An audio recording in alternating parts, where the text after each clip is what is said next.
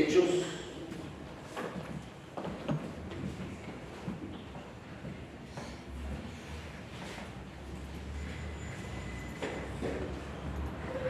Capítulo 9.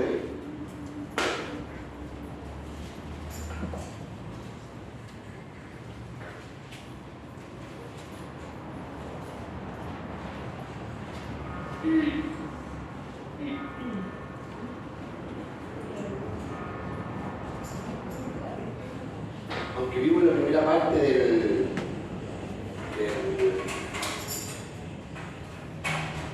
está bueno. Está 8.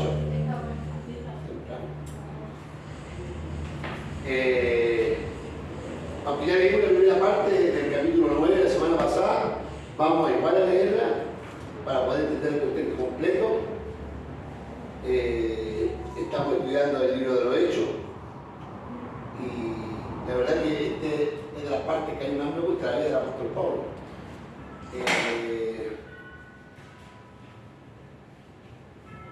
Yo sé que puedo ser rico, hermano, es la parte que más me gusta. Y vamos a leer en el nombre del Señor, que mira el pastor Alfredo y se ríe, me da risa, y vamos a leer en el nombre del Señor. Saulo, respirando una amenaza de muerte contra los discípulos del Señor, vino al sumo sacerdote y le pidió cartas para la sinagoga de Damasco a fin de que si hallase algunos hombres o mujeres de este camino, los trajese presos a Jerusalén. Mas yendo por el camino, aconteció que al llegar cerca de Damasco, repentinamente le rodeó un resplandor de luz del cielo.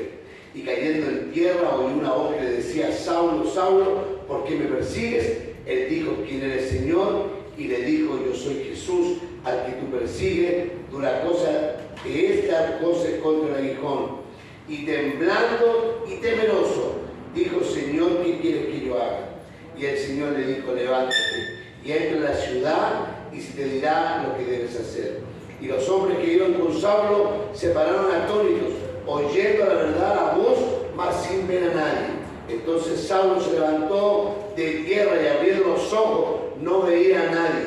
Así que llevándole por la mano le metieron en Damasco, donde estuvo 3 días sin ver y no comió ni bebió.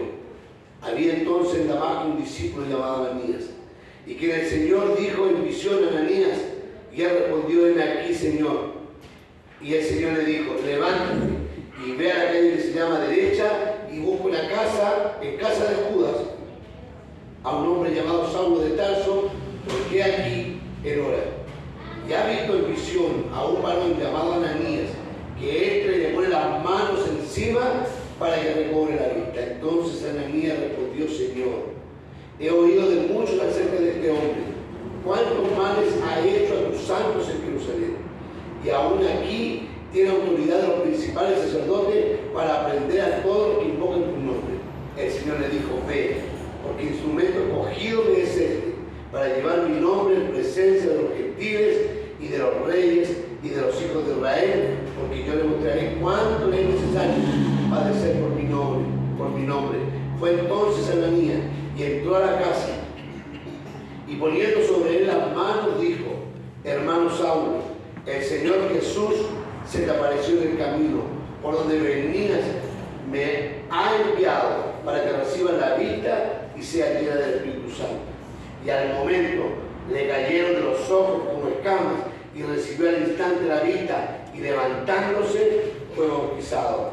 Y habiendo tomado alimento, recobró fuerza, y estuvo Saulo por algunos días con los discípulos que estaban en Damasco. Enseguida predicaba a Cristo en la sinagoga, diciendo que él era el Hijo de Dios, y todos los que lo oían estaban atónitos y decían: ¿no es este el que asolaba en Jerusalén a los que invocan este nombre? Y a eso vino acá, para llevarlos presos ante los principales sacerdotes. Pero Saulo mucho más se esforzaba en confundir a los judíos que moraban en Damasco, demostrando que Jesús era el Cristo, Padre de la gloria. Santo es tu nombre, bendito Dios. Alabamos, bendecimos tu santo nombre. Reconocemos tu señorío sobre nuestra vida, bendito Dios. Y rogamos ser los míos instrumentos. Recuerden, por favor, todas las cosas para poder transmitir lo que tú quieres hablar a la iglesia y has hablado a mi vida.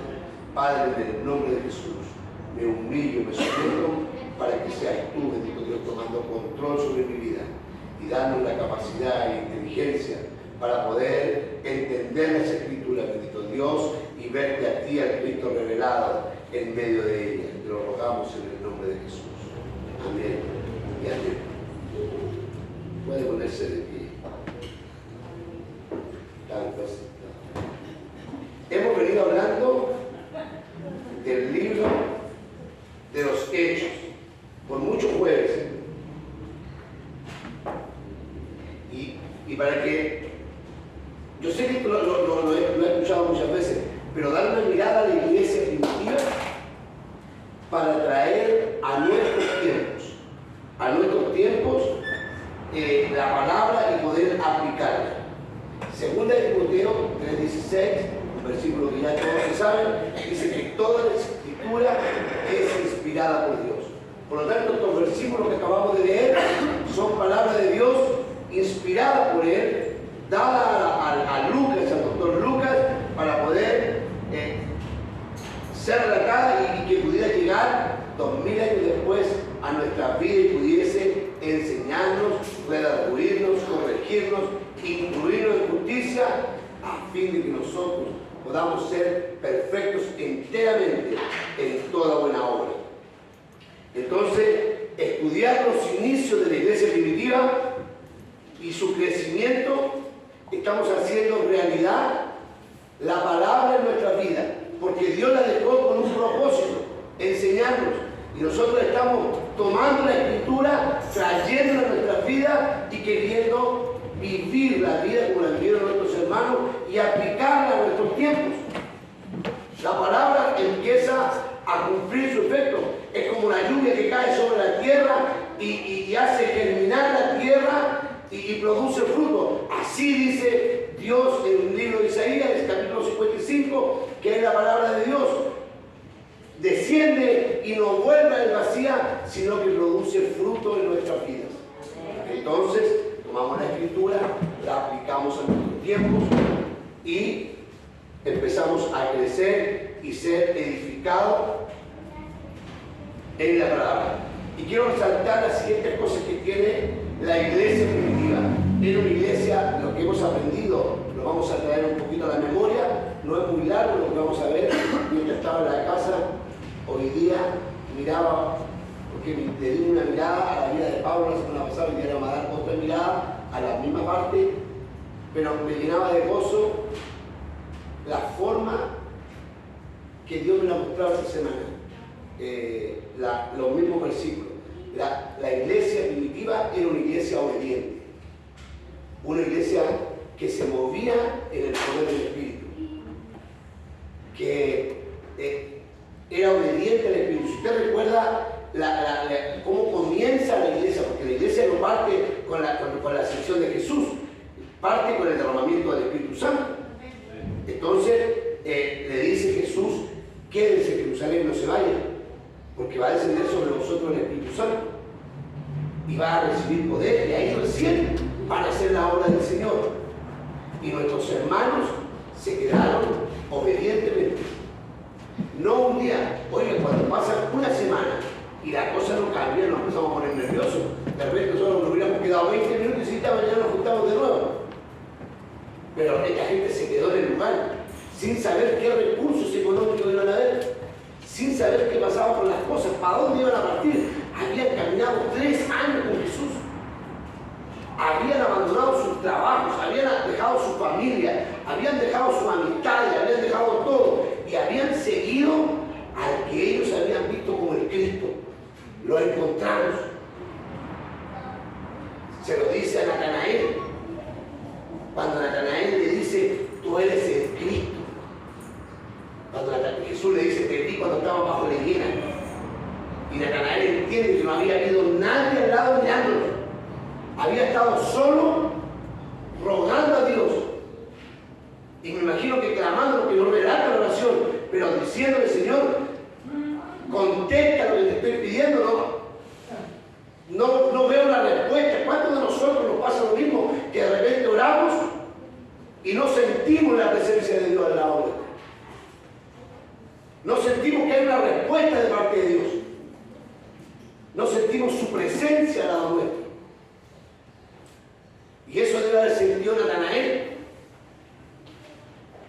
Pero cuando se encuentra con Jesús,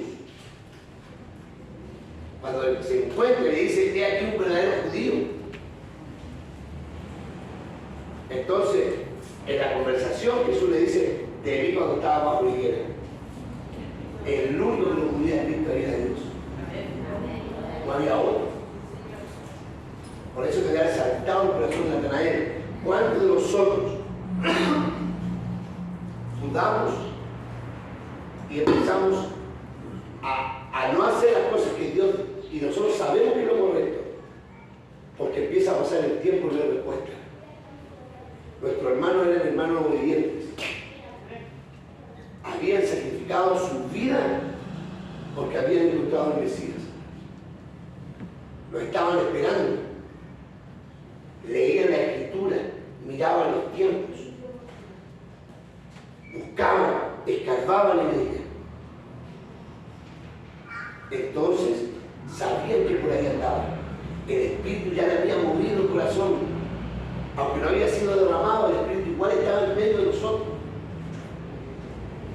Entonces se quedaron el tiempo necesario hasta que fue derramado el Espíritu Santo. Una iglesia que comienza en el poder del Espíritu, con el derramamiento del Espíritu Santo en medio de la iglesia. Una iglesia obediente, buscando. Cada vez que la iglesia busca el Espíritu Santo, cada vez que la iglesia busca derramar su Espíritu, que el Espíritu sea derramado sobre ella, se van a levantar adversidades. Porque estamos atacando un mundo espiritual.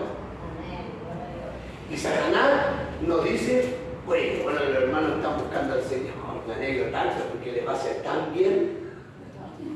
No lo va a hacer así. Va a mandar sus secuaces, su ejército, para destruir, para confundir.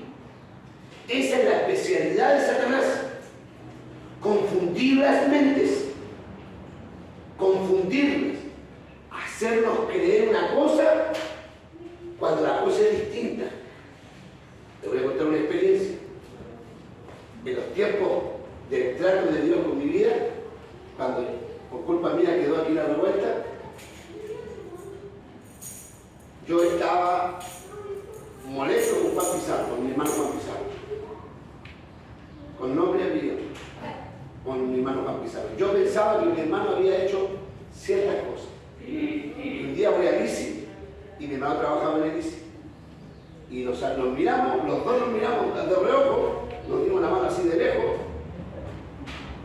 Y con la mano se empuñaba, por si había que pelear en el camino. Y yo nos despedimos, yo me fui, y cuando estoy en la cola para pagar, siento pero muy fuerte la voz del Espíritu en mi vida. Cuando me dice, y no vas a arreglar las cosas con tu hermano. Y yo me quedé así como callado, haciéndome el tonto. Fueron 2 veces que el Espíritu me dijo, y no vas a arreglar las cosas con tu hermano, anda y arregla el problema. Y fui a mi hermano. Pero mientras iba para allá, él venía para acá también. Y la verdad que me llenó de gozo, y yo creo que él también, cuando yo me acerqué y él se acercó a la mano, le dije, hermano, perdóname. Yo pensé esto de ti. Y él me dijo, yo pensé esto de usted.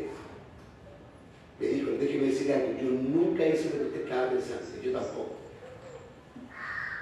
Y el diablo nos tenía limitados. Suele suceder que el diablo es astuto, pero no es vivo. Cuando usted aprende a descubrir cuál es el método que ocupa el diablo, usted no lo pide nunca más. El diablo confunde las mentes. Eso es lo que hace el diablo. Y lo enemista, o lo pone en enemistad con su hermano. Entonces, el Espíritu Santo se volvió enfermedad, pero el Espíritu Santo había sido derramado. La iglesia se movía en el poder del Espíritu. Recuerden que cuando van entrando al templo estaba el cojo de nacimiento y le piden limosna y Pedro le dice, no tengo plata ni oro, pero lo que tengo te doy. Y el hombre fue sano. La iglesia tenía intimidad con Dios. Los hermanos en ese tiempo tenían una comunión íntima. Acuérdense que había comenzado esto de que el Espíritu había comenzado a vivir y el conducto de comunicación con Dios, la adoración, había sido vuelta al ser humano, producto de la fe de Jesús, y ahora teníamos comunión con Dios. Entonces, mi hermano, en este despertar del Espíritu, empezaron a adorar a Dios, a alabarlo. ¿Se acuerdan lo que es adorar a Dios? ¿Se acuerdan? El ver los atributos de Dios. El salir de cena, mirar los atributos de Dios y adorarlo y alabarlo y engrandecerlo por lo que Él es. Reconocer su santidad, su grandeza, su poder, su fidelidad y alabarlo por eso, su eternidad, todo lo que Él es. Entonces, ahora yo miro la vida de Dios y me transformo en un adorador y traigo la vida de Dios a mi vida. Y también soy fiel y también soy santo. ¿Me entienden lo que estoy diciendo? Es un verdadero adorador. Traer la vida de Dios a nuestras vidas. No, y yo me salgo de escena, como hablamos con el pastor Alfredo, gracias Señor por lo que ha hecho conmigo. Mira, porque cuando me miro, ya no soy el mismo de hace 20 años atrás. No, eso es usted. La adoración es cuando uno pone a Cristo primero.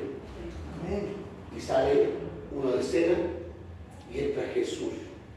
Y Él toma el lugar. Ya no vivo yo, dice el apóstol Pablo, es Cristo el que vive en mí. Aplicaban eso. Una iglesia obediente, una iglesia que se mueve en la intimidad con Dios. El Espíritu hablando con Felipe baja, hay un eunuco, no hay intereses personales en esta iglesia, una iglesia que había crecido en Samaria, el Espíritu Santo había sido derramado, Felipe iba a ser el pastor principal en Samaria que había llegado, pero el Espíritu le dice, no Felipe, baja porque hay un eunuco. Y el eunuco se convierte y después el Espíritu venía a otro lado a Felipe y nos vuelve a Samaria. Los intereses personales no se presentan en esta parte. Lo importante de la obra de Dios.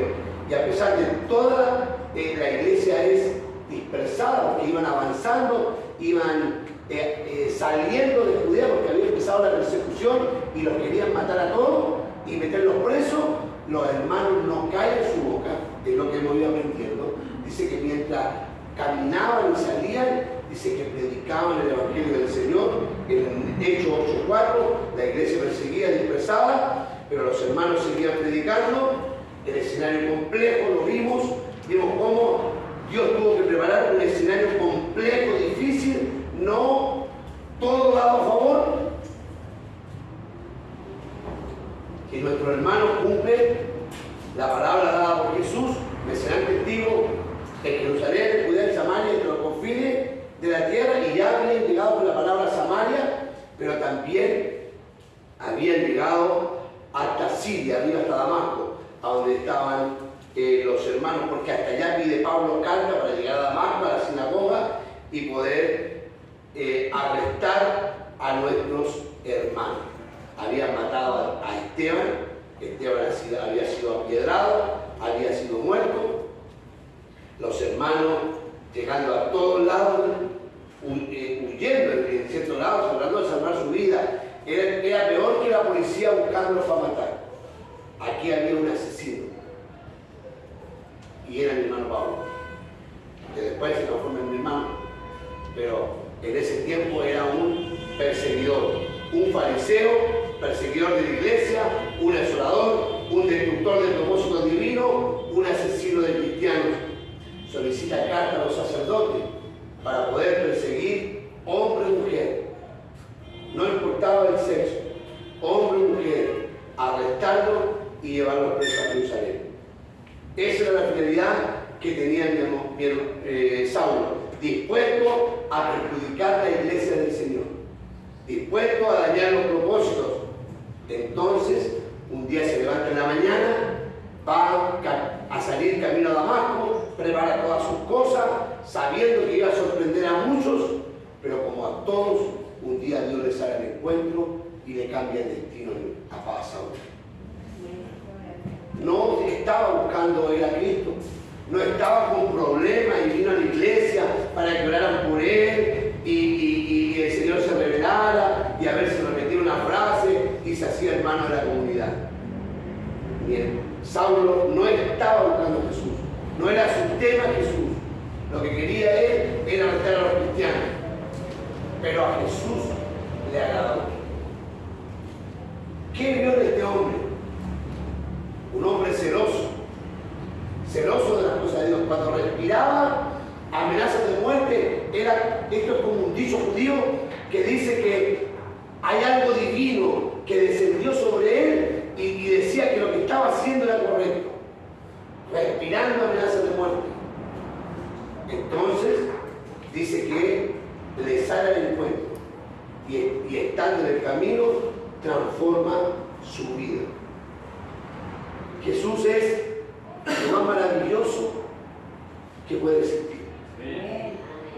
No hay parangón, no hay sin igual para él. Jesús dice que, lo vimos la semana pasada, que una luz mayor que la del día, mayor que la del sol. Él lo relata pues más adelante en el capítulo 26 y dice que era el mediodía, pero una luz superior a la de la luz del sol, una luz, debe haber sido una luz de Dios que alumbró la vida de Saulo. Y una voz que todos la escucharon. Y le dice: Saulo, ¿por qué me persigues? Vimos que lo que estaba haciendo Jesús era eliminando los estorbos a la iglesia. Hace miles de años atrás, en la creación, cuando había comenzado la creación, Satanás se había arrastrado en el medio de los hombres y había confundido la mente, porque eso es lo que hace nomás. Por eso es que toqué la confusión, porque era para esta parte. Y confundió la mente de Eva y le hizo ver el fruto del árbol como algo agradable y le hizo pensar que lo que Dios había dicho no era tan verdad. Y Eva tomó del fruto y comió. Y como todo buen hombre, Adán también comió. Así fue la historia. Cayeron los dos. Satanás había cumplido su propósito. La creación había caído. Lo que Dios había hecho, y vio Dios que todo era bueno. Dios se había agradado en su creación y Satanás destruyó. Hoy había nacido la iglesia. Por un hombre entró el pecado, por Adán, y por el pecado la muerte, pero por un hombre entró la vida, por Cristo. Y por Cristo nace la iglesia. Somos su cuerpo. Y Dios no iba a permitir que Satanás destruyera la iglesia del Señor. Ya una vez había tenido que morir Ananías y Zafira por mentir al Espíritu. Hoy iba Pablo tras los hermanos a dañarlos y Dios no lo permitió. Había que eliminar el estómago, había que eliminar, es lo que hace Dios con nosotros también. Si nosotros hacemos la voluntad de Él, si nos movemos en sus propósitos, nos movemos en su tiempo, en su voluntad, busca primeramente el reino de Dios y su justicia, y todo lo demás viene por la añadidura, viene sobre detrás. El cuidado del Señor viene sobre nosotros. Podemos estar seguros del cuidado de nuestro Dios sobre nuestra vida. Somos en la línea de sus ojos, estamos en el hueco de su mano. Nada me puede separar del amor de Cristo. Creo. Estoy seguro de lo que Dios hace en medio de nosotros. El cuidado que tiene sobre mi vida. Y aunque seamos infieles, la Biblia dice que Él permanece fiel. Y aunque pequemos, hermano, y aunque pequemos, abogado tenemos para continuar a su nivel. Así que Dios saca los estorbos y le pregunta: ¿quién eres? Y le dice: Saulo, yo soy al que tú persigues. Saulo debe haber reconocido inmediatamente, porque su respuesta es: ¿qué quieres que yo haga? No fue Saulo el que se vio a buscar a Jesús. Es igual que usted, es igual que a mí. Él los predestinó. Y al que predestinó, lo llamó. Y al que llamó, lo justificó. Y al que justificó, lo santificó. Y al que santificó, lo glorificó. Y aunque aún no estamos glorificados, Dios nos ve glorificados en Cristo. Promesa que está en riesgo su salvación.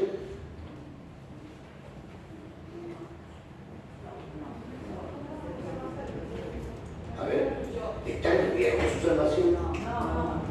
No. Dios lo ve glorificado. Esa es parte de la fe. Lo que debemos hacer es que permanezcamos fieles. No sientas esa seguridad falsa, entonces hago lo que quiero. No sientas esa seguridad falsa. Estamos seguros en Cristo, firmes en Cristo. El que quiere venir en pos de mí, amén. Niéguese a sí mismo. ¿Cuántos días a la semana? Todos los días, día a día. Tome su cruz y siga. La cruz es donde fue vencido el pecado. Tome su cruz, siga. Nosotros vamos a vencer el pecado por medio del Espíritu Santo obrando en nuestra vida. Eso es así. Entonces, el que le salió el encuentro del Señor, en su amor, en su gracia, en su misericordia, también nos salió el encuentro un día a nosotros. Por eso que estamos aquí. Tan solo. Saulo ya había comprendido que le había hablado. Hay lo que tiene que haber inmediatamente. Aquí estamos entrando ya en la parte de lo que vamos a tratar el día de hoy. Hubo en Saulo, cuando entendió quién había dado su vida. Yo soy Jesús. Y entendió que el Jesús que había crucificado allá estaba vivo. Porque hoy día le estaba hablando.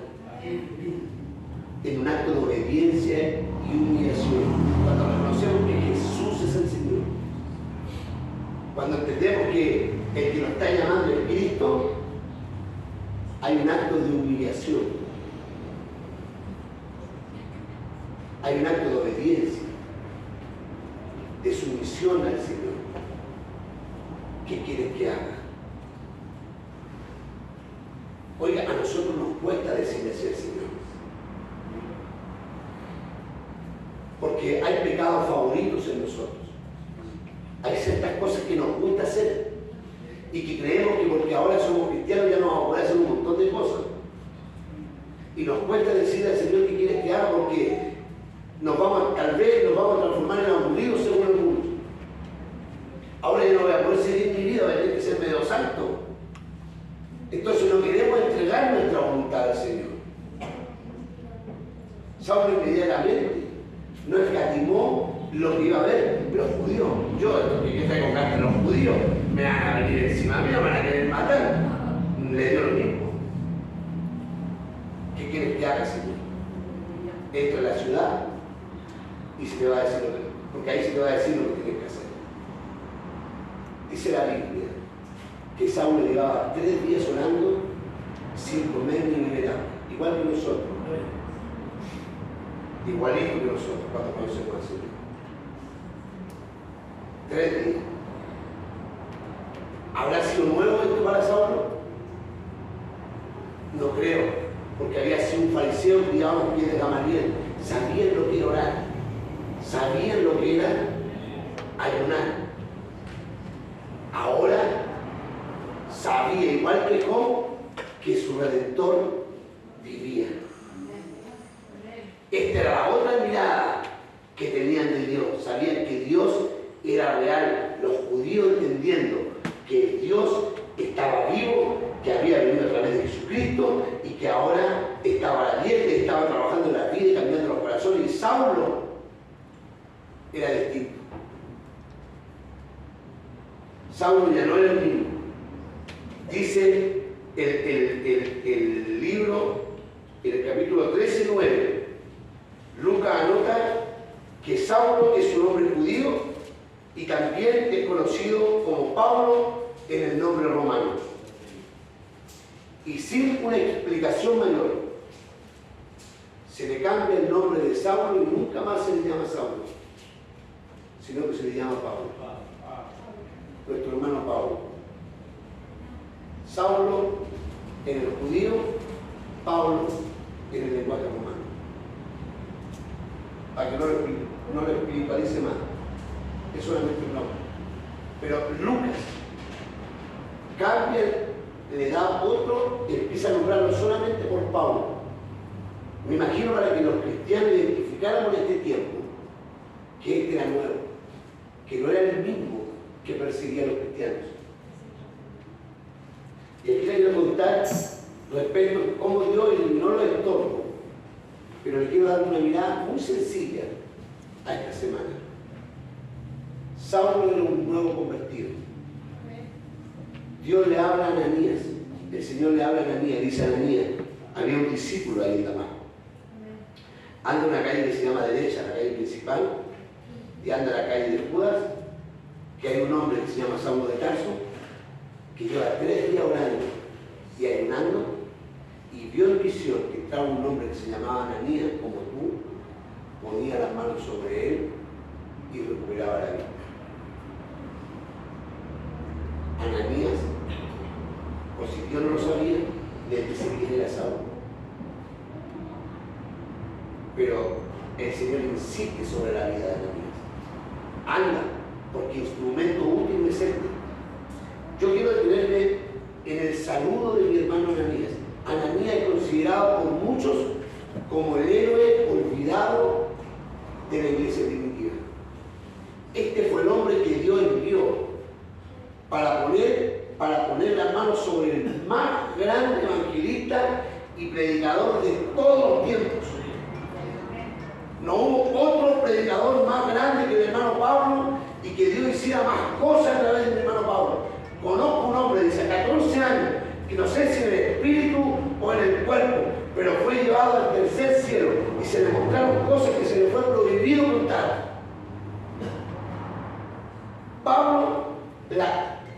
Jesús tenía una mirada sobre Pablo como Dios, como el Padre, tenía una mirada sobre Abraham. ¿Acaso voy a ocultarle a mi amigo Abraham lo que voy a hacer cuando va a destruir Sodoma y Gomorra? ¿Acaso voy a ocultarle a mi amigo Abraham? Mire la mirada de Dios sobre Abraham. No es la mirada sobre cualquier ser humano, sobre mi amigo Abraham. Y Jesús toma a Pablo y lo lleva, dice, al tercer cielo. Y le muestra cómo se dice, Pablo, no me las vayas a contar. Tanta era la confianza con Pablo que sabía que Pablo no la iba a contar. Así de bueno era mi hermano. El Señor glorificándose en la vida de mi hermano Pablo. Siempre la gloria del Señor. Pero el Señor conociendo. Y a mí lo que me llamó hoy día, mientras estaba en la casa y decía, Señor, ¿para dónde enfocamos esto? Y me dijo, enfócalo en el mensaje que tiene que aprender la iglesia sobre el salud. Estás Saulo todavía ahí, orando y ayunando. El asesino del cristiano, el perturbador, el que había asolado la iglesia. Y entra un cristiano, Ananías, le coloca la mano encima y le dice, hermano Saulo. No sé si a ustedes se lo mismo. El cariño que debe haber sentido mi hermano Pablo. Él había perseguido a la iglesia para matarla, para destruirla. Consideraba que eran unos herejes y que el Señor envía a uno de los suyos y con una caricia tan tierna le dice, mi hermano,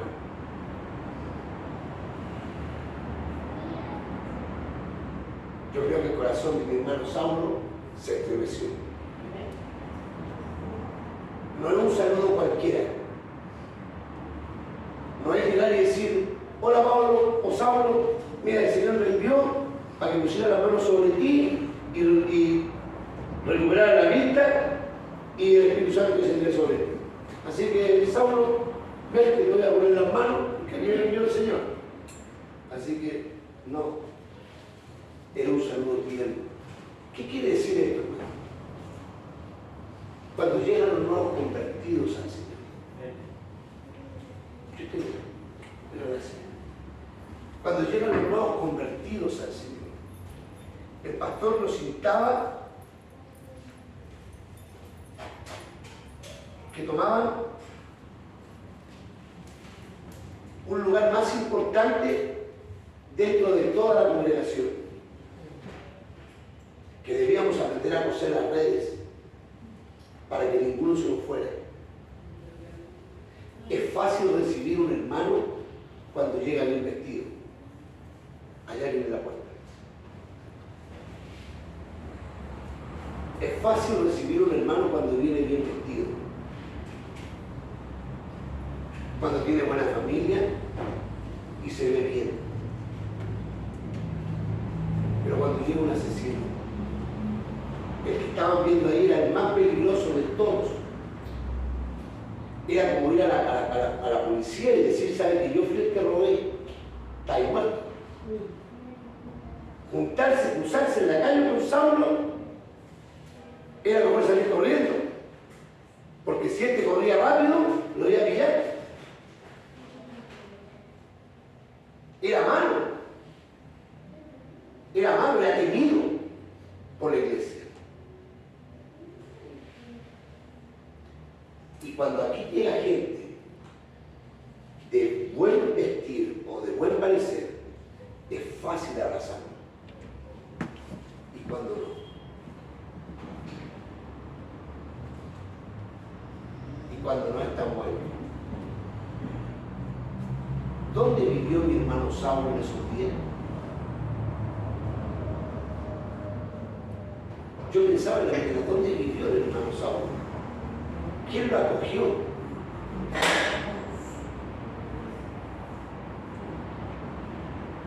Es la forma como la iglesia no debe olvidar de recibir. Muchas veces por acoger hermanos acogió ángeles. ¿Cuándo fue la última vez que recibió a alguien en su casa? ¿Cuándo fue la última vez que le dio hermanos en su casa? Que abrió la puerta de su comodidad y los recibió para hacerle la vida grata, para usted ponerse al servicio de ellos. ¿Cómo se reciben a los nuevos cristianos? ¿Por qué comimos asado entre nosotros? Es fácil invitar al pastor Juan Carlos a comer. A mí me gusta porque yo cuando como con él me da cuento y cosas así. Porque nos da, es fácil. Pero hay a los que no. ¿Por qué la coinonía es con algunos y con otros no?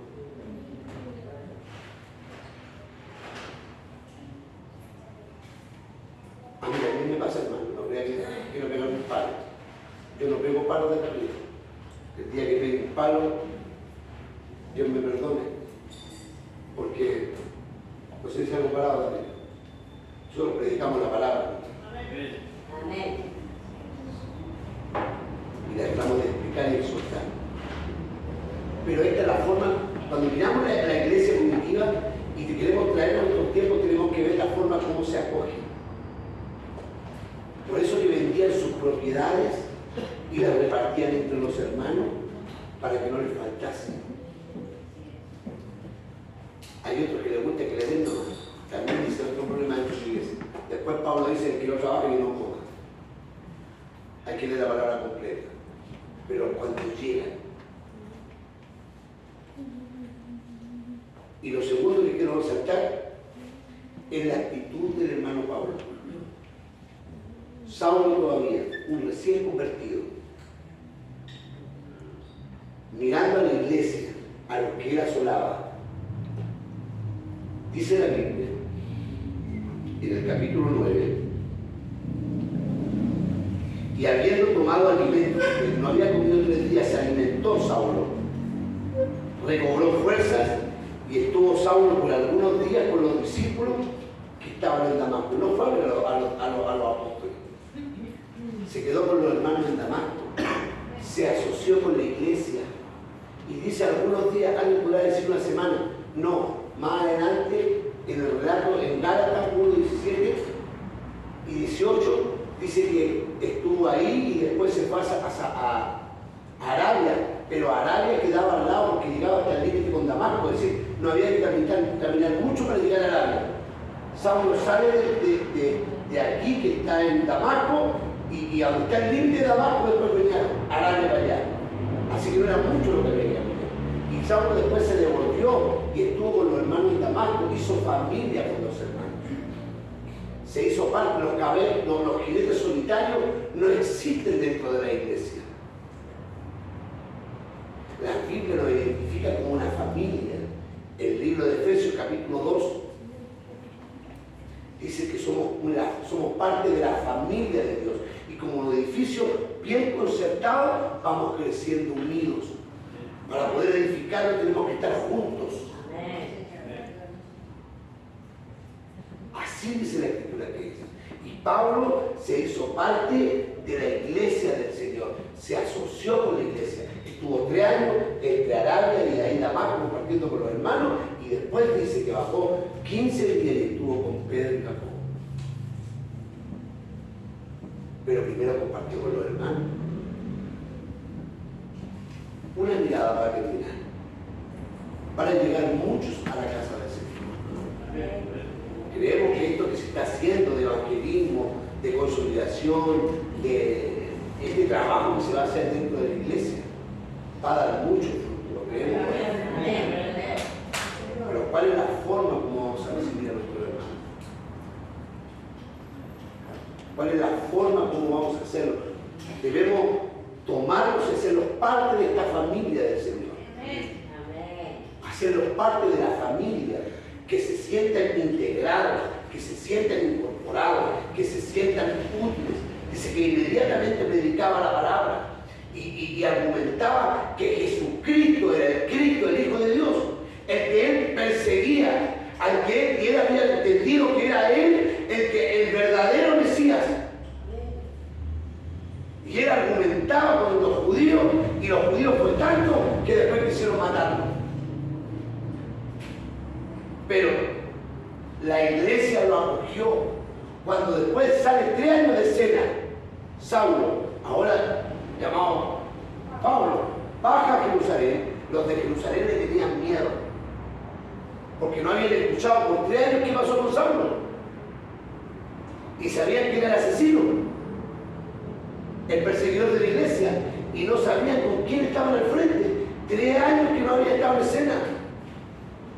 Algunos dicen que fue a predicar al área, pero lo más seguro es que fue a descansar, hasta en la intimidad con Dios. La iglesia, acuérdense cómo comienza. No comienza trabajando sentados, están quietos. Andad, libro de Efesios, y después estar firmes, porque vienen los problemas. Deber de la iglesia del Señor, recibir como hermanos a los nuevos convertidos. No solamente los salude y que le vaya bien.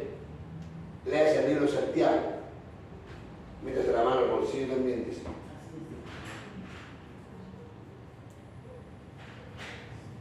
Y con esta mano lo saluda y con la otra lo bendice. Libro de Santiago. Y no le dé 1000 pesos, porque si le dan 1000 pesos a usted no llega a ninguna parte. Bendiga, aprendamos a ser generosos. Esto me salió de esto, es mío. Pero así debe ser la obra del Señor. Incorpórenlos en esta familia. ¿Y cómo vamos a ver que son verdaderos cristianos? Se convirtió y nunca fue a la iglesia. ¿Es un verdadero convertido? De acuerdo a esto, ¿es un verdadero convertido? No. Dios nos ayude a poder mostrar la cara de la iglesia como familia del Señor. Como familia. Y no se sorprenda que el que menos piense usted, Dios pobre madre. Bendito sea el nombre del Señor. Padre, gracias por la palabra. Gracias porque tú nos vas enseñando cuál debe ser la conducta nuestra, bendito Dios, frente a los nuevos convertidos. Permite, bendito Dios, que podamos recibirlos como mi hermano Ananías recibió a mi hermano Saulo, bendito Dios. Y poder recibirlos como hermanos en Cristo, abrazarlos, acogerlos y hacerlos parte de esta familia, bendito Dios. Y que juntos podamos crecer y ser edificados en ti, bendito Dios. Gracias, Señor, por la palabra sencilla, pero útil para poner en práctica, bendito Dios. Para no fijarnos en qué persona entra y si es a nuestro entender útil, sino dejar que tú hagas la obra en cada uno, bendito Dios, y mirarlos a todos por igual. Porque si no los vemos a todos por igual, bendito Dios, la religión que seguimos es vana. Así dice la Biblia, bendito Dios. Así que te damos gracias en el nombre de Jesús. Amén. Léase como consejo el libro de Santiago. Léase. Ahí le va a enseñar cómo se comportan los cristianos. Que el Señor lo bendiga.